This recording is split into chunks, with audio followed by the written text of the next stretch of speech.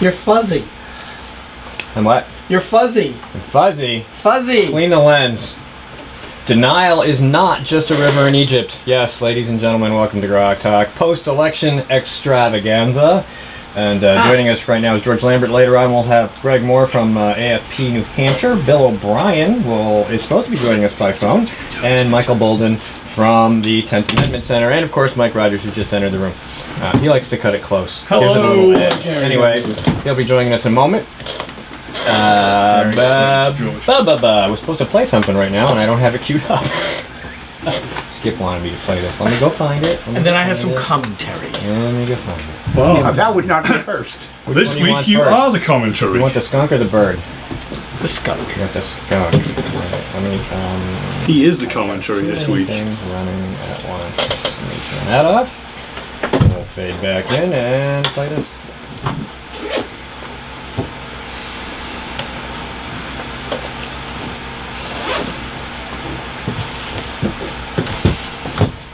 This is relevant. Pay attention.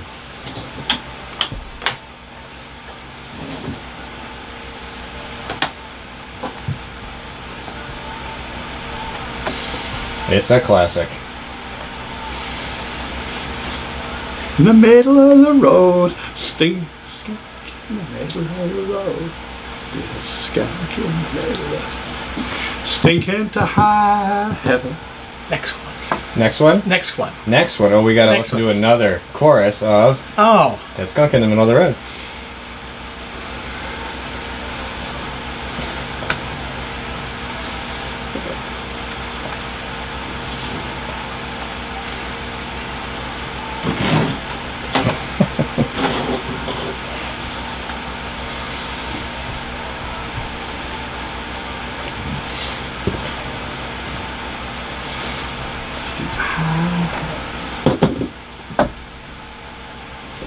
So, the next one, please. Oh my lord.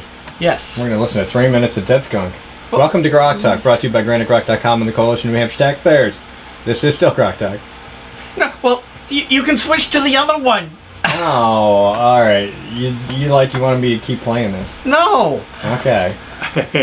See, your hand signal stick. Next one. Next what? I was going to sing along. This one. Which would have been really bad. There it would stink to high Helps heaven. if I turn your mic up. Alright, here we go. Here's the one that I thought was very amusing.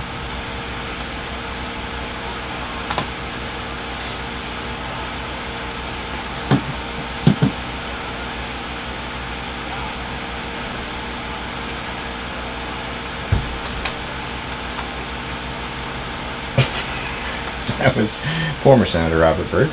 Yes, former Grand Kleagle of the KKK, Democrat Senator from West Virginia.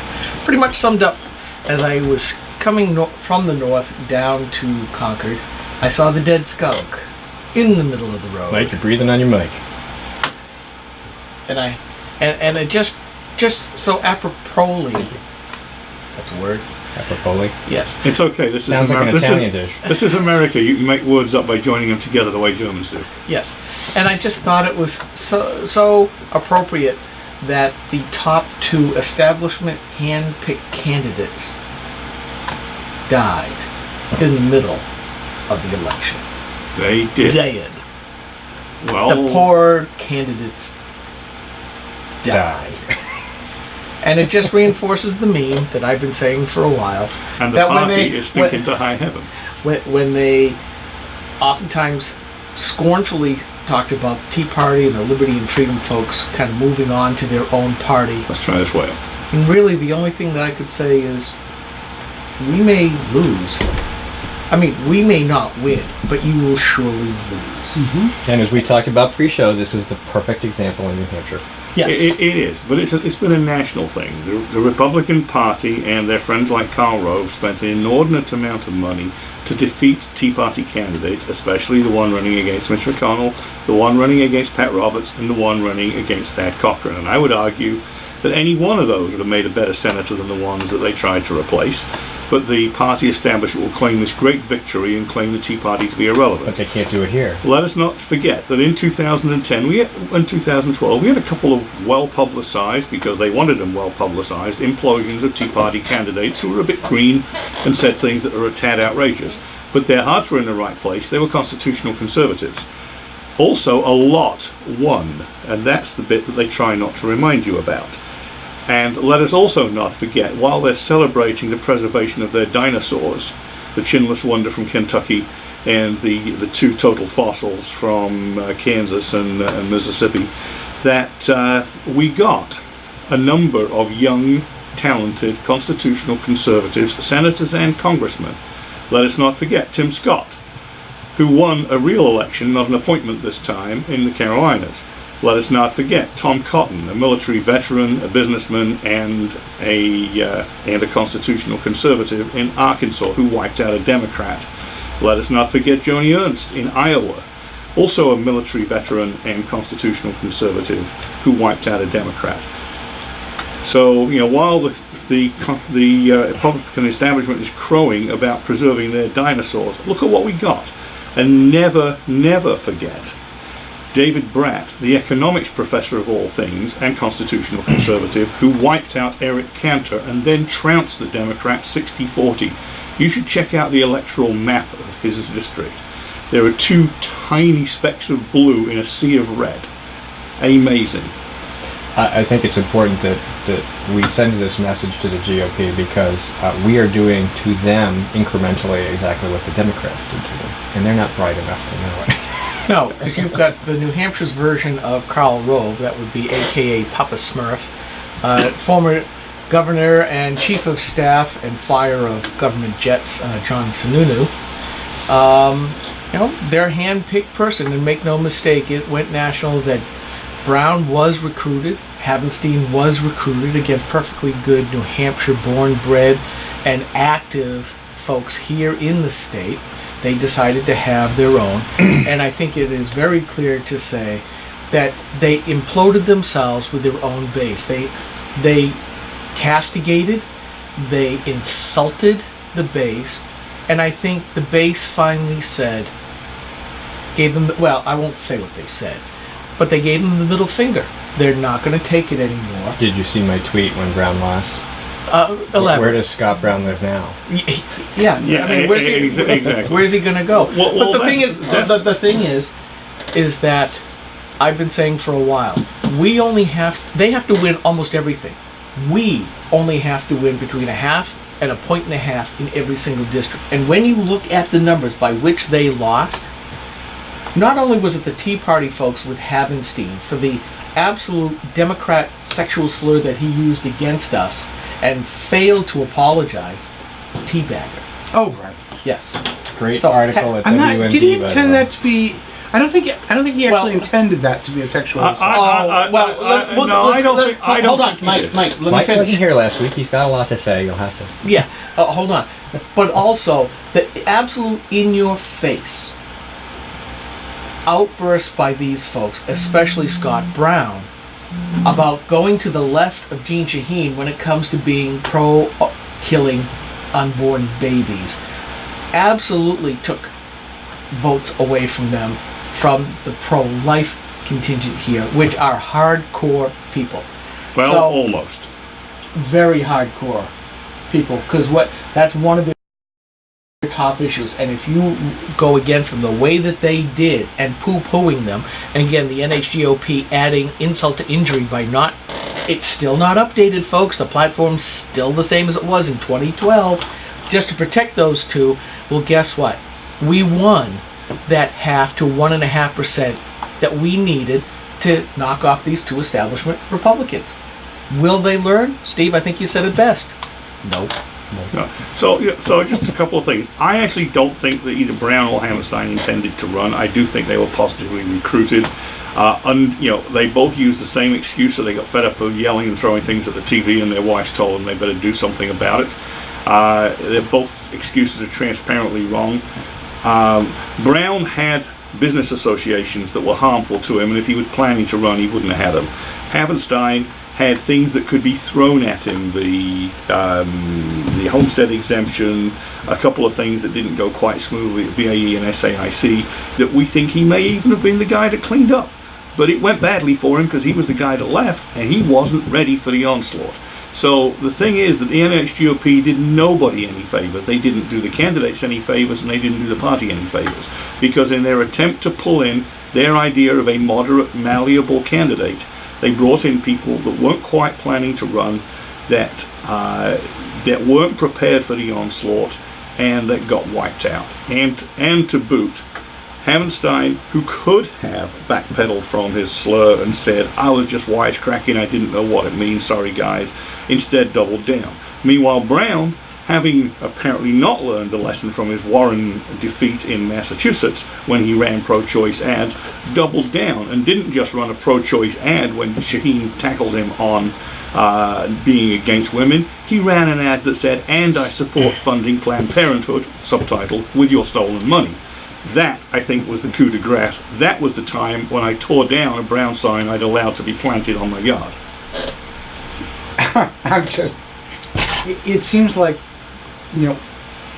from my position, these guys didn't know how to actually talk to our base. And we have a platform problem, which Skip has ranted about time and time again. We need to talk about what it really means to be Republicans in this state and how we can advance an agenda without actually throwing knives at each other.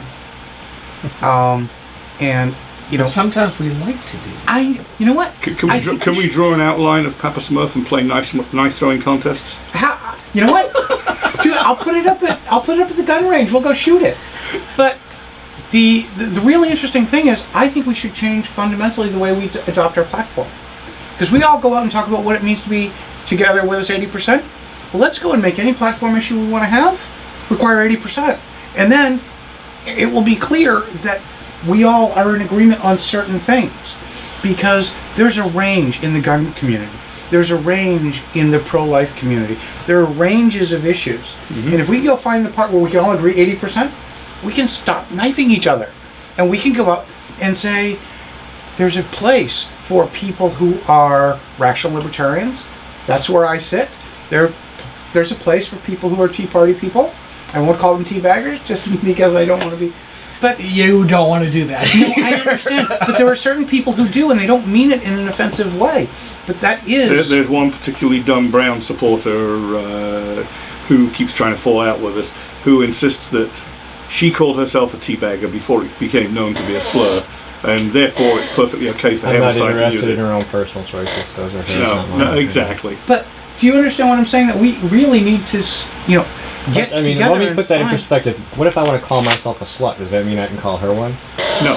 See? Okay. But you heard me say this the other day. Let's go out and talk about what it really means to be the core of the party, so that we can use that as a measure for how good or how bad someone is as a Republican in Concord and on our ballot. I think you're going to find that rather hard to do, to be honest with you. The only way that you can is through that platform, and and to a degree you are right philosophically in that there are things that a lot of people don't like, and then there's other stuff that other people don't like.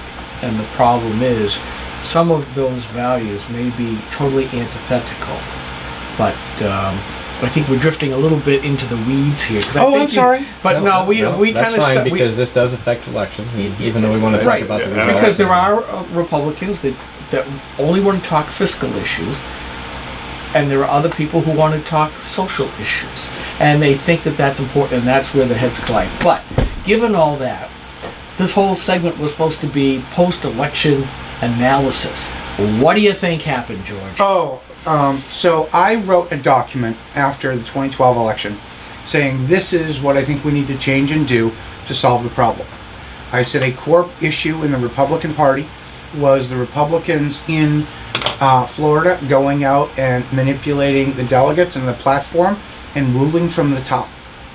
And it's a great document. I shared it with conservative Republicans 2 years ago and said we need a better plan. I posted a link to it in the RLCNH forum the other day.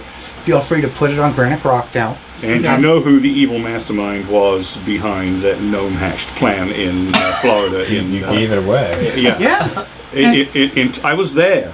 The libertarians were absolutely spitting mad. And they should have been. But So I wrote this document explaining that if we didn't improve, this was what was going to happen. And because I wrote it 2 years ago, and it's still here, and we actually see that New Hampshire did the same thing, and this is why we lost. We need to smarten up. We need to go out and decide between, once we actually have a ticket, do we want to win or do we want to lose? And you know what? I respect the people who said we need to win at the bottom and lose at the top to send them a message. Yay! Skip, I argued with you. I didn't like it 2 weeks before the election when we were talking about it. But you were right. I don't think it'll make a difference because the selection process for who is in charge of the Republican Party is in play right now. That's in the House. It's going to be who's going to be the Speaker. It's going to be who's the President of the Senate, which is already decided. It's going to be who's in charge of our party. It's going to be who's the Executive Board. And right now, the election is over, but the leadership of the party is in play. And we need to smarten up and say, are we going to win in 2 years or not? And that decision is now. The problem is that a lot of what, as far as the NHGOP apparatchik are concerned, that cake is mostly baked in already because the delegates have already been elected. And there was a lot of game playing going on behind the scenes because for years and years, and I keep using me as the example because I think it typifies what's going on. I ran unopposed. I was the only person on the ballot running to be an HGOP delegate. This year, 5 names appeared, and I could tell who got put up by whom. And it wasn't Liberty and Freedom, folks. It was not. And I still got the most number of votes, but the next stage is for those delegates to be voting on who are going to be the actual committee members. That has already been gained. So I'm not sure that at this point that process should have been done before the March elections. And now it's too late. As Steve Helwig said to me 4 years ago, when the Liberty and Freedom folks were really working on trying to take over the party, and I was trying to get Jack Kimball. I recruited Jack Kimball to run for chairman. You may not know that. There were a number of us working. I know, but I was in his office. I was at his meeting out in Portsmouth the night before he decided, asking him and explaining to him why and what our side would do to go help him, and other people were as well. I was there for a lot of those meetings. And he called me up the next morning. He says, "I'm going to tell you first. I'm going to do it. I don't think I should, but I'm going to do it." And I was like, "That was really cool." And what I saw from the other side is that my favorite comment was someone said, "This is the worst run coup I've ever been involved in." But we pulled it off, and we didn't have the organization, we didn't have the structure, but we knew we had the votes. But we didn't do enough with it. Now it's time for us to be better organized. We need to plan. The Democrats are great, and we have the Liberty and Freedom folks. That's which I'm a part of. I certainly hang out with the Rational Libertarian Free Stater side very well, and they do a lot of grassroots activism that helps us. And I can't have a civilized conversation with Karen because she doesn't appreciate that we can agree to disagree and still be on the same team.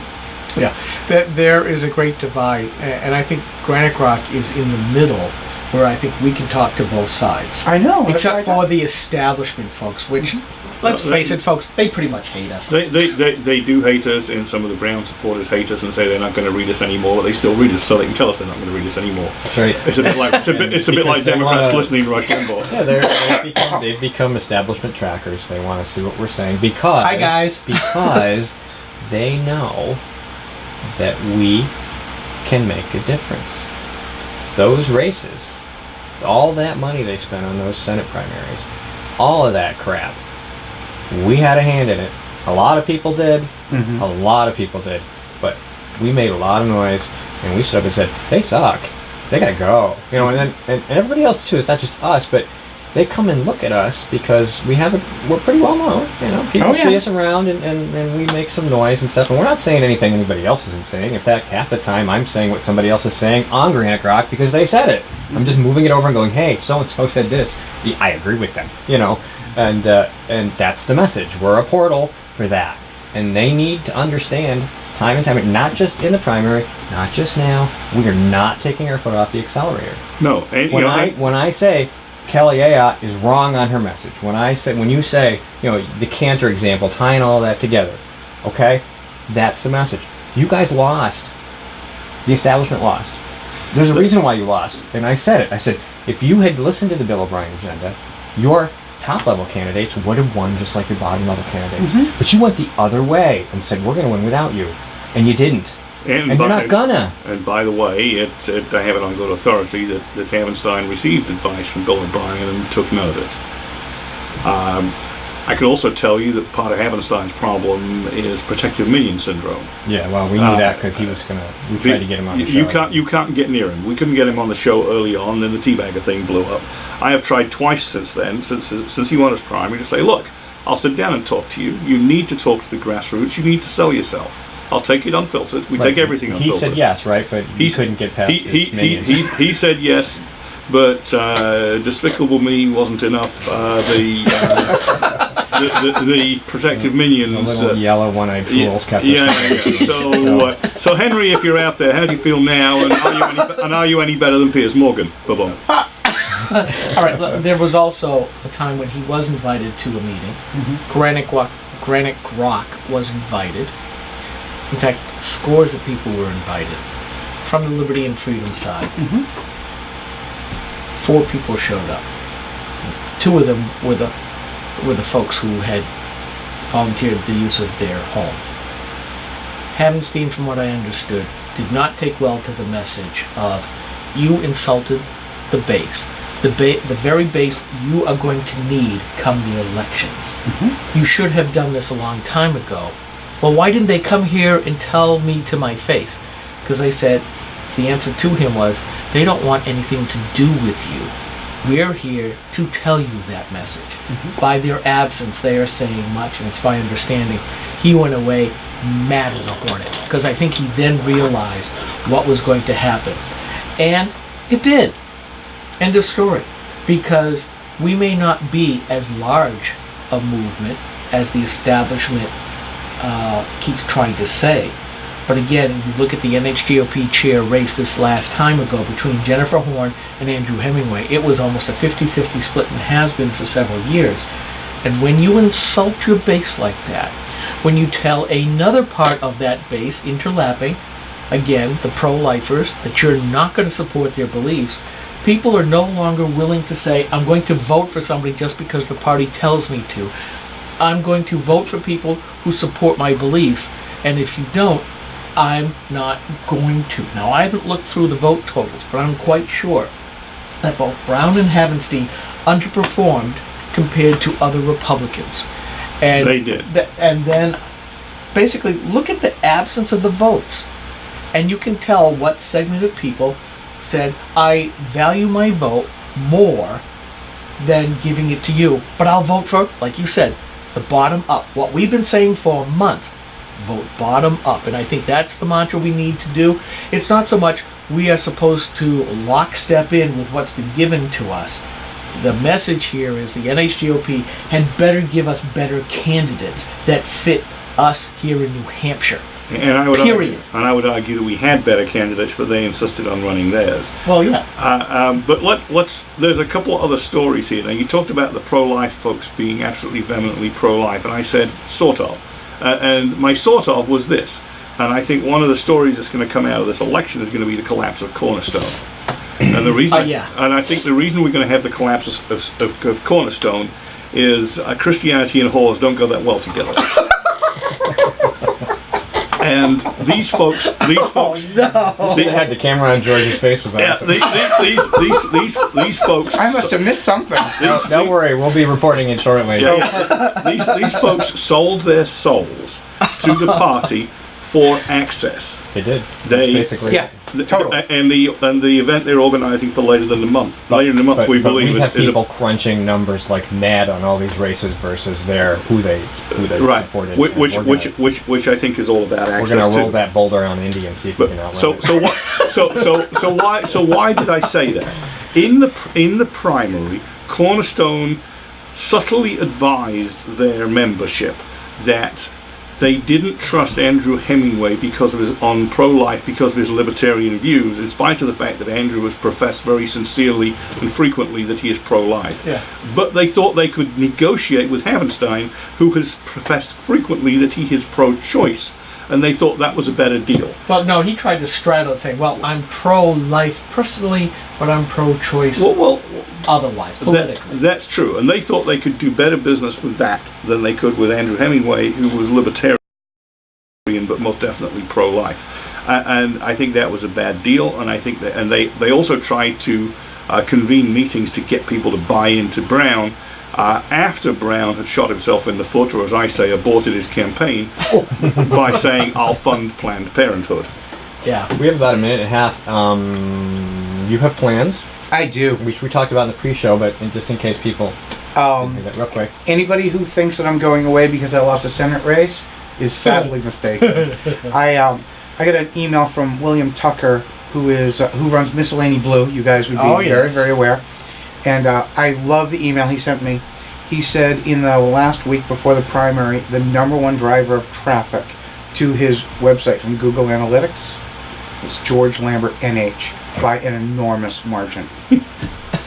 And if you read what he writes about me, he's very fair on the other side. I love his blog. I think he's one of the most neutral reporting people in the state, because he will actually say good things about us as well as bad within his, like, but I'm there a lot. Well, guess what? I'm going to be in Concord a lot. We're going to drive forward some traffic in terms of awareness of issues in Concord, and we're going to make some change. And I have a couple of really cool announcements, and we're going to go and get rid of corruption in state departments, and I'm going after FRM and the people and departments that went out and didn't do their job because of nepotism and friendliness in Concord. And it's going to be ugly. Well, that's a good thing to do. Ugly. And we definitely need to apply pressure to the state Senate. Once Kathy Rago's recount is over, win or lose, we need to go in there and try to find a couple people to work as a little caucus to really apply some pressure. We need to squeeze You want to know who some those people are? Tell me real quick. Come to my house for Thanksgiving. I have to come to my house for Thanksgiving. Okay, but I have those people coming to my house for Thanksgiving. Oh, good. Check the cars in my driveway, and you'll find out that the plan is in process. Excellent. Oh, All right, we're into okay. the 30-second lead into the break. The break's going to be 2 minutes long. Our next guest is here, Greg Moore from AFP New Hampshire. We're going to have a chat with him about post-election fun stuff. George, thank you so much for coming in and spending some time with us, and thanks for coming in early because you got to talk more. Thanks for having me. All right, great.